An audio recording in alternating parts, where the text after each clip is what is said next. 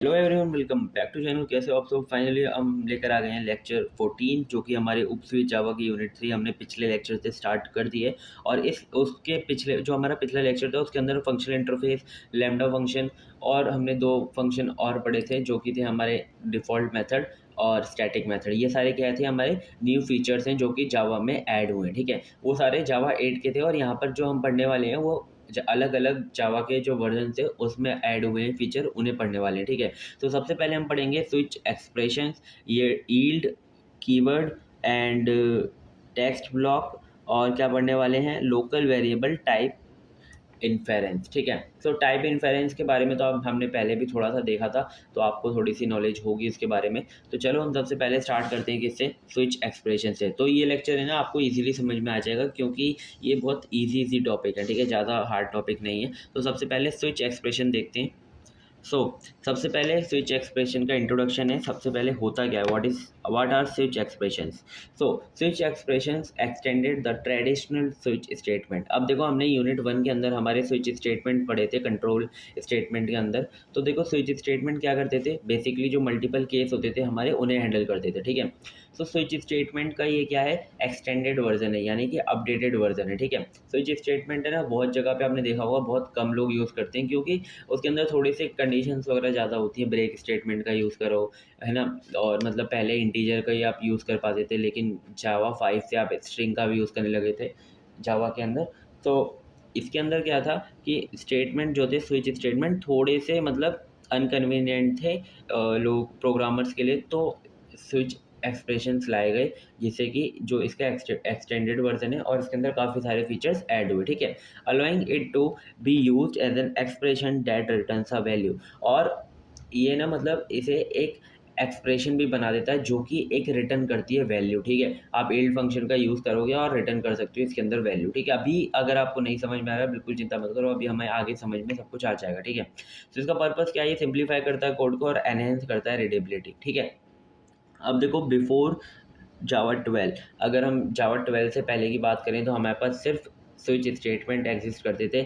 लेकिन हमारा जो स्विच एक्सप्रेशन है वो आया किसमें? जावा 12 में। ठीक है, जावा 12 और उसके बाद इंट्रोडक्शन हुआ किसका? स्विच एक्सप्रेशन का, जो कि हमारा प्रीव्यू फीचर था। ठीक है, जावा 12 के अंदर ना बेसिकली जो हमारा स्विच एक्सप्रेशन आया था वो एज अ प्रीव्यू फीचर आया था, यानी कि इसे देखने के लिए आया था कि ये सही है कि नहीं।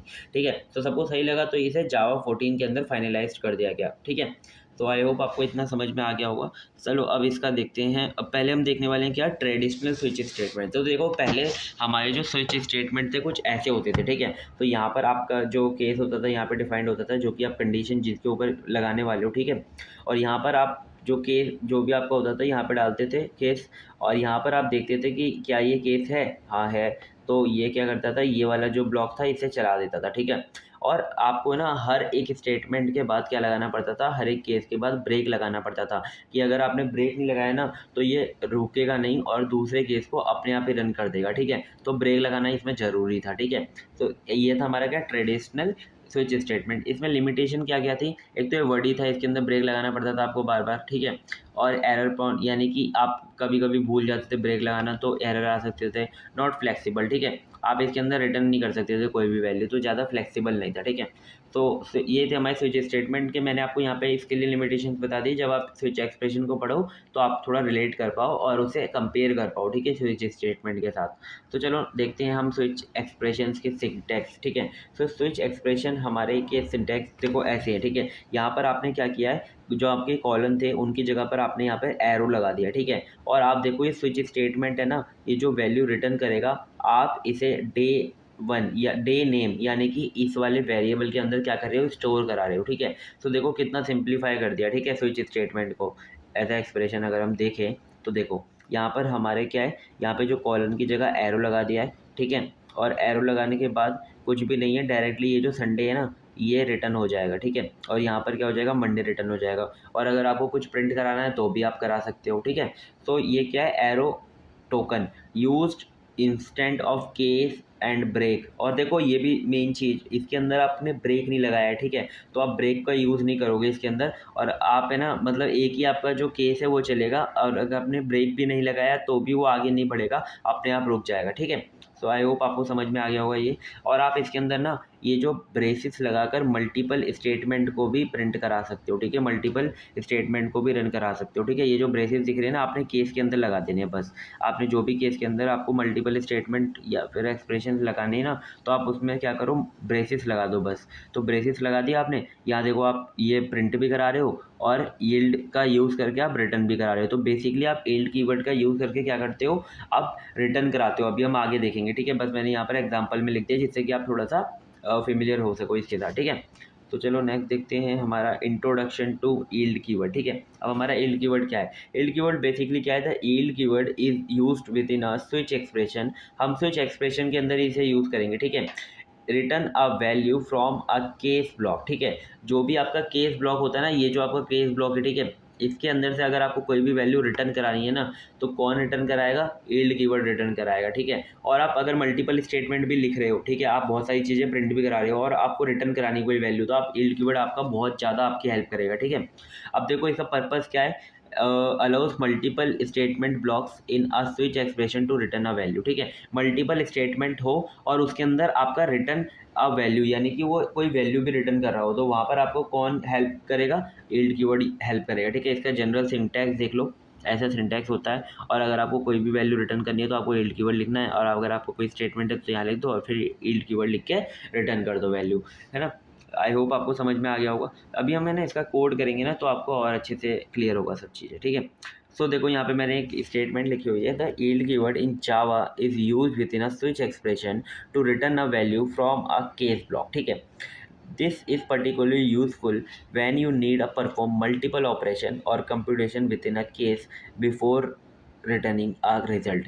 आप रिजल्ट को रिटर्न करने से पहले देखो, अगर आपको सिंगल कोई वैल्यू रिटर्न करनी है तो आप डायरेक्टली एरो फंक्शन का यूज़ करोगे और वो वैल्यू वेरिएबल के अंदर स्टोर करा दोगे। लेकिन अगर आपको रिटर्न कराने से पहले उसके अंदर कोई भी कंप्यूटेशन करानी है या फिर उससे पहले कोई भी आपको ऑपरेशन रन कराने है, तो आपका यील्ड कीवर्ड वहाँ पर यूज़ होता है, ठीक है। The yield keyword help to make the code more readable and organise, ठीक है। बेनिफिट्स क्या है आपके स्विच एक्सप्रेशंस के?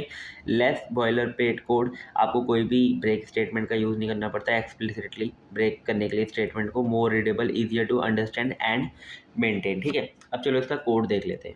सो हमने थ्योरेटिकली तो समझ लिया स्विच एक्सप्रेशन को, एक बार हम यहाँ पर कोड भी करके देख लेते हैं, ठीक है, जब आपको ज़्यादा समझ में आएगा। तो देखो मैंने यहाँ पर कोड लिख रखा है पहले से ही, तो हमें बस इसे समझना है। सबसे पहले यहाँ पर देखो, हमने ये जो डे है ना, इसके ऊपर हम कंडीशन लगाएंगे कि हमारा डे कौन सा है और हम क्या प्रिंट कर रहे हैं, ठीक है। तो देखो अगर हमारा यहाँ पर डे 3 है और यहाँ पर क्या प्रिंट होना चाहिए वो तो आपको पता ही है कि मतलब हम उसके हिसाब से अपने हिसाब से लगा सकते हैं कंडीशंस। तो देखो हम पहले जो स्विच स्टेटमेंट होता था वहाँ पर हम क्या लगाते थे, ऐसे कॉलन लगाते थे, ठीक है, एरो स्पेस की जगह, और फिर प्रिंट कराते थे। और फिर प्रिंट कराने के बाद क्या करना पड़ता था, आपको ब्रेक भी लगाना पड़ता था, ठीक है। लेकिन यहाँ पर कोई ब्रेक वगैरह की ज़रूरत नहीं है, आप डायरेक्टली बिना ब्रेक के भी इसे यूज़ कर सकते हो, ठीक है। तो यही हमारा इसके अंदर क्या है, चेंज आया है। और यहाँ पर आपको क्या करना है, बस एक एरो सिंबल पुट करना है, ठीक है। तो देखो यहाँ पर आप ना एक स्ट्रिंग आपने यहाँ पर वेरिएबल बना रखा है, जो भी आपका इस स्विच स्टेटमेंट से वो आंसर आएगा आप इस डे नेम के अंदर क्या करोगे, स्टोर कराओगे, ठीक है। तो देखो यहाँ पर हमने स्ट्रिंग बनाई डे नेम और स्विच लिखा कीवर्ड और हमने इसके अंदर डे पास कर दिया। अब देखो अगर डे 1 हो जाता है तो संडे हो जाएगा हमारा जो डे नेम है, अगर डे 2 हो जाता है तो हमारा मंडे हो जाएगा डे नेम, ठीक है। तो यहाँ पर हमारा क्या है, डे 3 है। तो देखो हम इसे रन कराएंगे, तो यहाँ पर पहले मैं ना इसे यहाँ पर आपको बताता हूँ, यहाँ पर ना हम प्रिंट करा रहे हैं जो हमारा डे है, जो भी होने वाला है। तो चलो मैं आपको रन करके दिखाता हूँ। हमने रन किया तो यहाँ पर कुछ फट गया कोड, 1 मिनट।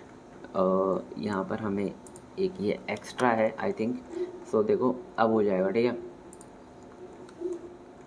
एक हमारा ये हो गया और एक यहाँ पर आ गया, ठीक है। तो चलो अब रन करते हैं इसे। तो देखो हमने रन कराया और यहाँ पर क्या प्रिंट हो रहा है, ट्यूसडे प्रिंट हो रहा है, ठीक है। सो डे 3 पर क्या आना चाहिए था, ट्यूसडे आना चाहिए था और आ रहा है। जैसे कि अगर मैं इसे डे 2 कर दूँ तो क्या प्रिंट होना चाहिए, हमारा मंडे प्रिंट होना चाहिए। तो देखो आप यहाँ पे मंडे प्रिंट हो रहा है, ठीक है। आपको स्विच एक्सप्रेशन तो समझ में आ गए होंगे, ठीक है। बस आपको एरो फंक्शन का यूज़ करना है, ठीक है। अब चलो इसे ना, मतलब अब आपको मैंने क्या बोला था कि मल्टीपल अगर आपको स्टेटमेंट यूज़ करनी है किसके अंदर, स्विच स्टेटमेंट के अंदर, तो आप किसका यूज़ करते हो, आप यूज़ करते हो यील्ड कीवर्ड का, ठीक है। तो यील्ड कीवर्ड का आप यूज़ करोगे वहाँ पर। ये वाला जो हमारा आर्गुमेंट है हम नीचे डाल देंगे इसके, ठीक है। यहाँ पे मैंने ना बहुत सारा कोड पहले ही लिख रखा है जिससे कि हमारा टाइम वेस्ट ना हो। क्योंकि कोड लिखने में थोड़ा सा टाइम वेस्ट हो जाता है, ठीक है, क्योंकि सिंपल कोड है, ज़्यादा हार्ड भी नहीं है। देखो यहाँ पर हमारा क्या है, यहाँ पर हमारा डे 2 है और हम यहाँ पर क्या है मल्टीपल स्टेटमेंट प्रिंट कराना चाहते हैं अगर कोई हमारा जो केस है वो पास हो जाता है, ठीक है। तो यहाँ पर हमने वो एक स्ट्रिंग बनाया है, एक रिजल्ट, और जिसके अंदर हम ये सारी चीज़ें स्टोर करने वाले हैं। और हमने क्या किया, स्विच डे पास कर दिया, ठीक है। और यहाँ पर हमने एक क्या किया है, यहाँ पर हमने केस बना दिया, ठीक है। अब हम इसके अंदर केस 1 लिखा हमने। केस 1 के अंदर क्या करो कि संडे रिटर्न कर दो, यानी कि संडे डाल दो किसके अंदर, रिजल्ट के अंदर, तो संडे आ जाएगा, ठीक है।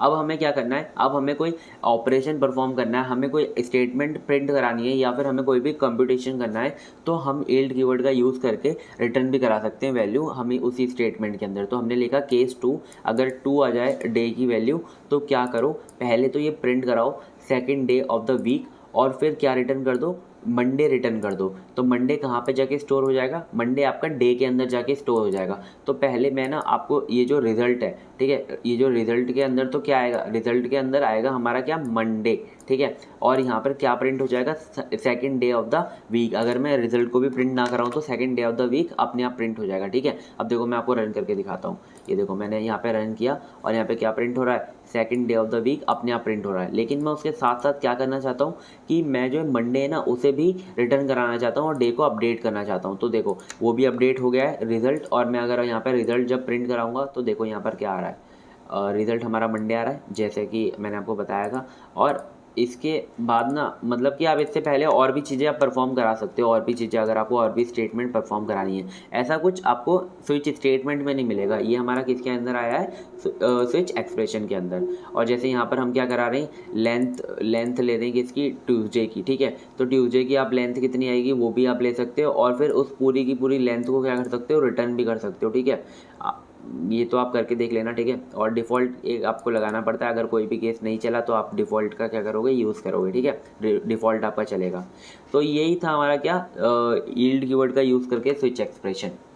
अब देखते हैं हम टेक्स्ट ब्लॉक, ठीक है, बहुत इजी, बहुत इजी, ठीक है। अब देखो टेक्स्ट ब्लॉक क्या है आपका, अ text block is a multi line string literal that enhance the readability and ease as of writing string that span multiple line. Basically अगर आपको बहुत मल्टीपल लाइंस लिखनी है, ठीक है, जैसे कि आपका कोई पैराग्राफ है, ठीक है, आपका पैराग्राफ है, आपको उसे वैसा का वैसा कहीं पर आउटपुट में दिखाना है, ठीक है।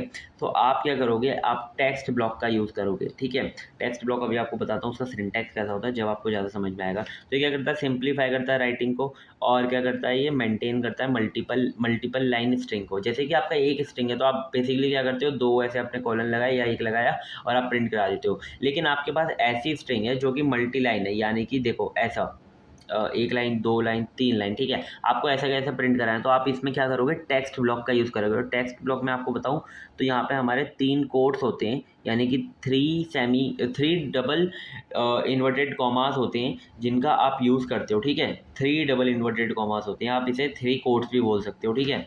अभी हम आगे देखेंगे। अब देखो बिफोर 13, अब देखो अब जावा 13 में ये इंट्रोड्यूस हुआ था। तो देखो जावा 13 से पहले ना आप क्या करते थे, आप कॉन्कैटिनेशन का यूज़ करते थे या फिर एस्केप सीक्वेंसेस का यूज़ करते थे। एस्केप सीक्वेंसेस हमारे बहुत सारी चीज़ें होती हैं, जैसे कि आप लाइन ब्रेक कर रहे हो या फिर आप कोई भी टैब लगा रहे हो तो आप उसमें एस्केप, ये अलग कॉन्सेप्ट है, इसे मत समझो। अभी आप ये देखो कि आप मतलब जावा 13 से पहले क्या करते थे, मल्टी लाइन स्ट्रिंग प्रिंट कराने के लिए कॉन्कैटिनेशन वगैरह करते थे, ठीक है। लेकिन जावा 13 के बाद आया क्या, टेक्स्ट ब्लॉक, जिसने आपके मल्टी लाइन स्ट्रिंग को हैंडल करने के लिए काफ़ी हेल्प करी और सिंप्लीफाई कर दिया सब चीज़ें, ठीक है। तो देखो नेक्स्ट हम क्या देखते हैं, सिंटैक्स देखते हैं टेक्स्ट ब्लॉक का। ये देख सकते हो आप सिंटैक्स, आपको जैसे ये वाला जो टेक्स्ट है ये आप क्या है, आपका ये मल्टी लाइन स्ट्रिंग है, this is a text block, it span multiple lines, it is a easy to read and maintain. तो आपने बस क्या करना है, यहाँ पे 3 कोट लगा देने, ठीक है। आपने 3 कोट लगा दिया आगे और पीछे, तो ये जो आपका बीच में जो भी चीज़ें होंगी ना, स्ट्रिंग हो जो होगी मल्टी लाइन, वो वैसी की वैसी आउटपुट में आ जाएगी, ठीक है। ओपनिंग एंड क्लोजिंग, तो यूज़ ट्रिपल कोट्स, यहाँ पर आपको 3 कोट्स का यूज़ करना है to define a text block.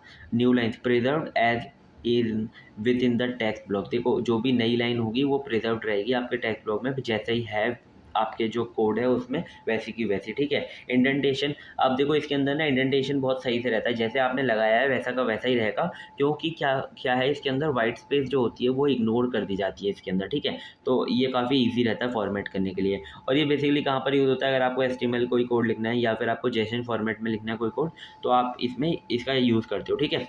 तो इतना समझ में आ गया होगा।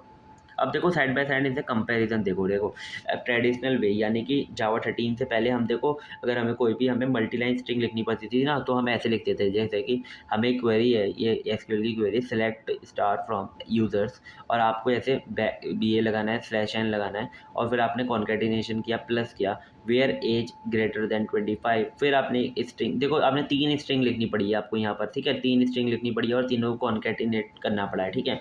लेकिन अब देखो यहाँ पर आता है हमारा सीन में क्या, टेक्स्ट ब्लॉक। टेक्स्ट ब्लॉक ने सब कुछ काम कर दिया है ईजी, बस आपको 3 कोड लगाने हैं आगे पीछे और वैसा का वैसा वो प्रिंट हो जाएगा, ठीक है। इसे भी कोड करके देख लेते हैं। अब हम देख लेते हैं क्या टेक्स्ट ब्लॉक। अब देखो टेक्स्ट ब्लॉक है ना, हमें मतलब का कोड करने की भी ज़रूरत नहीं थी, इतना इजी था, आपको वहीं पर समझ में आ गया होगा। तो देखो यहाँ पर मैंने एक टेक्स्ट ब्लॉक वेरिएबल बना रखा है स्ट्रिंग नाम के, और यहाँ पर हम क्या करेंगे, मल्टी लाइन स्ट्रिंग को क्या कराएंगे, प्रिंट कराना चाहते हैं। ये जो है हमारा this is a text block, it span multiple lines, it is easy to read and maintain, ठीक है। तो देखो हमें ये तीनों लाइन को प्रिंट कराना है, तो हमने क्या लिखा है यहाँ पे, बस 3 कोड डालें और हम यहाँ पर क्या कर रहे हैं, टेक्स्ट ब्लॉक को क्या करा रहे हैं, प्रिंट करा रहे हैं। तो देखो अब मैं इसे ना डायरेक्टली ऐसे प्रिंट करा सकता हूँ, ये देखो यहाँ पे बिल्कुल सेम टू सेम प्रिंट हो गया, ठीक है। अगर मैं यहाँ पे 3 कोड ना लगाऊँ, अगर सिंगल कोड लगा दूँ तो देखना ये प्रिंट नहीं होगा। देखो ये देखना, अभी मैं इसे प्रिंट कराऊंगा ना, तो देखना वैसे ही जो इंडेंटेशन यहाँ पे हमने दिया है ना, वो नहीं आएगा। देखो मैं यहाँ पे प्रिंट करा के दिखाता हूँ आपको, ये देखो यहाँ पे पहले से एरर दे रहा है कि आपने लाइन चेंज कर दी है और वहाँ पे सेमीकोलन वगैरह नहीं लगाया है ना, तो ये एरर दे रहा है। आपको पहले क्या करना पड़ेगा, आपको यहाँ पे यूज़ करना पड़ेगा टेक्स्ट ब्लॉक का। और अगर आप है ना इसे बिना टेक्स्ट ब्लॉक के यूज़ करना चाहते हो, तो आपको है ना बिल्कुल जैसे हमने पहले लिखते थे ट्रेडिशनल जो वे है हमारा, पहले आपको ये एक स्ट्रिंग बनानी पड़ेगी और इसके अंदर एक \n लगाना पड़ेगा। ये देखो मैं आपको लगा के दिखाता हूँ, और आपको यहाँ पर कॉन्केटिनेशन करना पड़ेगा, फिर इसे एक और स्ट्रिंग बनानी पड़ेगी अगर आपको ऐसे प्रिंट कराना है, फिर आपको कॉन्केटिनेशन कराना पड़ेगा, ठीक है। फिर आपको यहाँ पर एक \n भी लगाना पड़ेगा क्योंकि यहाँ पे लाइन ब्रेक हो रही है, ठीक है। और फिर आपको ये भी स्ट्रिंग बनानी पड़ेगी, और जो हमारा ये वाला है इसके अंदर तो लाइन ब्रेक करने की ज़रूरत नहीं है। तो देखो अब हम इसे प्रिंट कराएंगे ना, तो वैसा का वैसा प्रिंट हो जाएगा, देखो जल्दी से, ये देखो वैसे ही प्रिंट हो गया। पर यहाँ पे देखो, देख रहे हो काम कितना ज़्यादा हमें करना पड़ा, ठीक है। हमें अगर ये सब नहीं करना, हमें डायरेक्टली प्रिंट कराना है, तो जावा के अंदर नया फीचर आ चुका है क्या, टेक्स्ट ब्लॉक, जिसमें हम क्या 3 कोड का आगे पीछे ओपनिंग और क्लोजिंग में लगाकर ऐसे मल्टी लाइन स्ट्रिंग को प्रिंट करा सकते हैं, ठीक है। आई होप आपको समझ में आ गया होगा। तो नेक्स्ट हमारा लास्ट टॉपिक है इस लेक्चर का, लोकल वेरिएबल टाइप इन्फेरेंस इन जावा। अब देखो टाइप इन्फेरेंस का मतलब क्या होता है, टाइप इन्फेरेंस का मतलब ये होता है कि आप कोई भी डेटा टाइप डिफाइन मत करो, कंपाइलर अपने आप पता लगाएगा टाइप क्या है आपके डेटा टाइप क्या है आपके डेटा का, ठीक है। तो ये होता है हमारा टाइप इन्फेरेंस। अब देखो लोकल वेरिएबल, यानी कि देखो लोकल वेरिएबल इंट्रोड्यूस हुआ था हमारा किसमें, जावा 10 में। तो देखो जावा 10 में हमारा local variable type inference introduce होता है। ये क्या है, local variable type inference allows the compiler to infer the type of the local variable based on the assigned value using the var keyword. आपने अगर var कीवर्ड का use करके किसी वैल्यू को असाइन कर दिया किसी वेरिएबल के साथ, तो वहाँ पर क्या होगा, टाइप इन्फेरेंस का यूज़ होगा, यानी कि कंपाइलर अपने आप पता लगाएगा उस वैल्यू का डेटा टाइप क्या है, ठीक है, अपने आप उसे रन कराएगा। तो आपको क्या है यहाँ पर वहाँ पे ना आपको कोई भी मतलब डेटा टाइप डिफाइन करने की जरूरत नहीं है, इंट है स्ट्रिंग है, आपको पहले से कोई भी डिफाइन करने की जरूरत नहीं है, बस आपने वैर लिखा, जैसे आपने यहाँ पे देखो सिंटैक्स वैर लिखा और आपने वेरिएबल नेम लिखा जो भी है, और आपने उसकी वैल्यू दे दी बस, और आप इस वेरिएबल नेम को यूज़ कर सकते हो कहीं पर भी, ठीक है। अब देखो इसका पर्पस क्या है, ये सिंप्लीफाई करता है कोड को bye eliminating the need of explicitly declare variable types, ठीक है। Before Java 10 explicitly type declaration required for all variables, जितने भी वेरिएबल्स थे उनके लिए अलग से आपको डिक्लेरेशन करना पड़ता था टाइप क्या है उसका, ठीक है।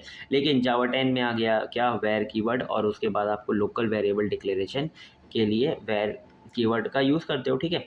तो चलो नेक्स्ट देखते हैं क्या, इसके कुछ एग्जांपल्स हैं। आप ऐसे वेर मैसेज लिख के हेलो वर्ल्ड लिख दिया, आपने स्ट्रिंग बना दी, आपने कोई भी डिफाइन नहीं किया ये स्ट्रिंग है या नहीं है, और आपने वेर लिख दिया, ठीक है। वेर नंबर लिख के आपने इंटीजर डिफाइन कर दिया, वेर लिस्ट लिख कर आपने एरे को डिफाइन कर दिया, ठीक है। ऐसे आप डिफाइन कर सकते हो तीनों चीज़ों को, ठीक है। और भी चीज़ें मतलब मैप को कर सकते हो और भी चीज़ें, ठीक है, उन्हें आप कर सकते हो, ठीक है। बस आपको क्या लिखना है, वैल लिखना है और अपने आप कंपाइलर समझेगा कि क्या है, ठीक है। अब देखो बेनिफिट्स और लिमिटेशन देखते हैं हम लोकल वेरिएबल इंटरफेरेंस की। तो देखो सबसे पहले कॉन्साइजनेस रिड्यूस करता है यार, बॉयलर प्लेट कोड को आपको डेटा टाइप नहीं डिफाइन करना पड़ा। रीडेबिलिटी, अब देखो वहाँ पर ना आपको ना ज़्यादा वेरिएबल नेम्स पे और वैल्यूज़ पर आपका फोकस रहेगा, आप डेटा टाइप वगैरह नहीं पढ़ रहे होगे, तो रीडेबिलिटी रहती है। मेंटेनेंस मतलब सिंप्लीफाई कर, आपका जो कोड रहता है काफ़ी सिंपल रहता है और उसे मेंटेनेंस करना काफ़ी ईजी रहता है, क्योंकि वो रिडंडेंसी उसके अंदर कम हो जाती है, ठीक है, मतलब कि डुप्लीकेसी वगैरह कम हो जाती है। अब देखते हैं ओवरलैपिंग भी नहीं होती, ठीक है। अब देखते हैं limitation of local variable type inference, ठीक है। तो देखो ये रीडेबिलिटी क्या करता है, थोड़ी सी है ना, ये कम भी करता है, देखो बढ़ाता तो है लेकिन ये थोड़ी सी कम भी करती है। Can reduce readability if over used और यूज्ड इनएप्रोप्रिएटली, यानी कि मतलब कि आप अच्छे से अगर यूज़ नहीं करते वेयर का, तो आपका क्या हो सकता है, ये रीडेबिलिटी को रिड्यूस भी कर सकता है, ठीक है। एक्सप्लिसिटली टाइपिंग, यानी कि देखो आपने अगर अलग से उसे टाइप नहीं किया, यानी कि अलग से आपने डेटा डिफाइन नहीं किया है, तो in some cases explicit typing can make code more understandable, ठीक है। मतलब कि जब आप अलग से आप कोई भी डेटा टाइप डिफाइन करते हो, तो वो ज़्यादा अंडरस्टैंडेबल होता है इन सम केसेस। जैसे कि आप कभी बड़ी बड़ी एप्लीकेशंस वगैरह बना रहे हो, तो आप वहाँ पे हमेशा कोशिश करते हो कि आप अलग से उसे डिफाइन करो। क्यों? क्योंकि जब आप अब एकदम से कोई कोड देखते हो जो आपने बहुत पहले लिखा था, तो आपको उसे ईज़ी टू अंडरस्टैंड रहता है पढ़ना, ठीक है। फिर टाइप क्लियरिटी, यानी कि less clear what type of variable is. देखो हमेशा नहीं रहता कि हमेशा ही आपको पता रहे कि ये किस टाइप का वेरिएबल है, तो आपको हमेशा ये यूज़ करना चाहिए एक्सप्लिसिटली टाइप का, ठीक है। Specially for complex and less familiar types, ठीक है। कुछ ऐसे कॉम्प्लेक्स टाइप होते हैं या फिर ऐसे टाइप होते हैं जिनका ज़्यादा अगर प्रोग्रामर यूज़ नहीं करते, तो क्या होता है, उनके लिए दिक्कत होती है, टाइप की क्लियरिटी नहीं आती, ठीक है। तो जैसे कि अगर आपका इंटीजर है, स्ट्रिंग है, तो उनका तो आप यूज़ करते रहते हो, तो आप उनका लिख देते हो, ठीक है। लेकिन कुछ मैप वगैरह हैं, तो आप क्या करते हो, वहाँ पे टाइप का यूज़ करते हो, वेयर कीवर्ड का यूज़ करना कम प्रेफर करते हो, ठीक है। तो ये थे हमारे 4 टॉपिक और इसका हम कोड भी देख लेते हैं एक बार। अब हम देखेंगे क्या, लोकल वेरिएबल इनफेरेंस, ठीक है। सो लोकल वेरिएबल इनफेरेंस में क्या होता है, बस आपको वेर कीवर्ड का यूज़ करना होता है और आपको वेरिएबल डिफाइन करना होता है, ठीक है। वेरिएबल डिफाइन करने से पहले आपको कोई भी टाइप वगैरह देने की ज़रूरत नहीं है। देखो ये अपने आप बता रहा है, ये जो स्ट्रिंग है उसके अंदर पास हो रहा है, ठीक है। तो देखो यहाँ पर ना, ये जो मेन फंक्शन के अंदर पास किया वो गलती से मैंने बोल दिया, ठीक है। आपने वेर लिखा, आपको कोई भी नाम डिफाइन करना है, जैसे कि आपने नेम लिखा और इक्वल टू आपको कुछ भी, जैसे कि स्ट्रिंग पास करनी है, जैसे कि हम जोकर लिख रहे हैं, ठीक है। सो इस जोकर को अगर मुझे प्रिंट कराना है, तो डायरेक्टली मैं नेम का यूज़ कर सकता हूँ। यहाँ पे मैं इसे क्या करता हूँ, अभी कमेंट कर देता हूँ, ठीक है। इसे भी कमेंट कर देता हूँ। तो देखो हम यहाँ पे नेम को प्रिंट कराएंगे ना, तो जोकर हमारा डायरेक्टली प्रिंट हो जाएगा, ये देखो प्रिंट हो गया, ठीक है। ऐसे ही आप कोई भी, जैसे कि आप इंटीजर को भी प्रिंट करा सकते हो। जैसे कि मैं यहाँ पे एक नंबर नाम से एक वेरिएबल बनाता हूँ और इसके अंदर एक इंटीजर डाल देते हैं 3, ठीक है। और इस 3 को अगर आपको प्रिंट कराना है, तो क्या करो, यहाँ पे सेमीकोलन तो लगाना भूल गया, ठीक है। तो आपको ये 3 प्रिंट कराना है, तो क्या करो, आप डायरेक्टली बस नम लिखो यहाँ पे, तो आपका जो 3 है वो प्रिंट हो जाएगा, देखो। सो आप ऐसे वेर कीवर्ड का यूज़ कर सकते हो, काफ़ी इजी है। 1-2 एग्जांपल बता के आ जाना और जो मैंने थ्योरी बताई है वो कर देना, ठीक है। So thank you so much, अगर आपने यहाँ तक वीडियो को देखा है और अगर आपको वीडियो समझ में आई है, तो प्लीज़ एक कमेंट करके जाना कि आपको एक्सप्लेनेशन कैसा लगा। और अगर आपको नोट्स इसके परचेज़ करने हैं, तो आप टेलीग्राम चैनल पे आके ज्वाइन हो सकते हो, वहाँ पर आप नोट्स परचेज़ कर सकते हो। और अगर आपको लगता है कि हम और सब्जेक्ट्स कराएँ, तो बता देना कमेंट बॉक्स में, और हम जितने सब्जेक्ट करा रहे हैं उन सब के आपको लिंक डिस्क्रिप्शन में मिल जाएँगे और आप चैनल पे भी चेकआउट कर सकते हो। थैंक यू सो मच, मिलते हैं किसी नेक्स्ट वीडियो में, तब तक के लिए बाय बाय।